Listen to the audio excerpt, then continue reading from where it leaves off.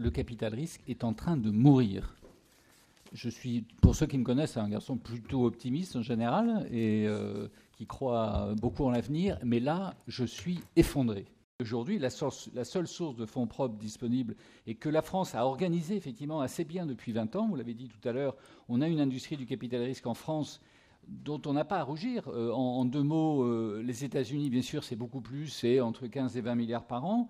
Mais après, dans un mouchoir de poche, on trouve Israël, l'Angleterre et la France, qui sont, selon les années, entre 1 milliard et 1,5 milliard de dollars, pour les comparer. Donc on est dans le groupe de tête des pays au monde qui ont développé cette industrie. Bon an, mal an, le capital risque, ça représente, selon les années, mettons autour du milliard d'euros de ressources financières mobilisées. Il y a 10 ans, c'était abondé à peu près à 80% par les FCPR, les fonds institutionnels, et c'était le début des FCPI. 10 ans plus tard, la proportion s'est inversée. Les FCPR, malheureusement, par toutes les régulations dont vous avez parlé, sont peu à peu sortis de cette classe d'actifs. Heureusement, on a eu une idée géniale de créer des FCPI et nos voisins européens ont commencé d'ailleurs à nous regarder de près.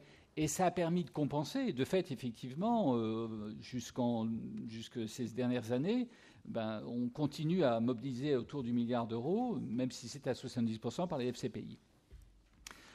Le problème qu'on a aujourd'hui, c'est que depuis 2008, et paradoxalement, malgré l'arrivée de l'ISF, les levées d'FCPI baissent, et baissent pas un peu, baissent de 20-30% par an. C'est-à-dire qu'on a eu un sommet en 2007-2008 de 600 millions de levées d'FCPI. Je pense que cette année, il y en aura moins de la moitié. Il y en avait déjà autour de 400 millions l'année dernière. Ça va encore baisser cette année. Et ça n'est remplacé par rien. Et on est en train de tout gâcher pour exactement ce que vous avez dit tout à l'heure, c'est qu'on a confondu niche fiscale avec politique économique.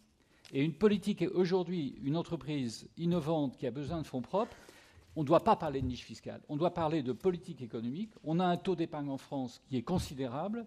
On doit orienter cette épargne vers une épargne fertile. Donc, juste pour conclure, le travail qu'on va faire, monsieur le député, avec PME Finance, c'est très rapidement essayer d'identifier quelques mesures simples pour relancer le FCPI, lui redonner sa valeur qui a été prouvée dans les années passées et à un coût pour l'État qui est extrêmement faible, puisqu'on parle là aussi de quelques centaines de millions qui se retrouvent quasiment, le return on investment, il est quasiment dans l'année, puisque dans l'année qu'on a investi, la création d'emplois et tout ce que vous disiez tout à l'heure sur le fait que la PME renvoie la moitié de son chiffre d'affaires en taxes et en charges sociales, fait que pratiquement l'argent qui a été mis au travail, il a tout de suite été rendu à l'État par une autre porte. Mais bon, je sais que ce n'est pas les mêmes portes et que c'est pas difficile parfois de faire des compensations.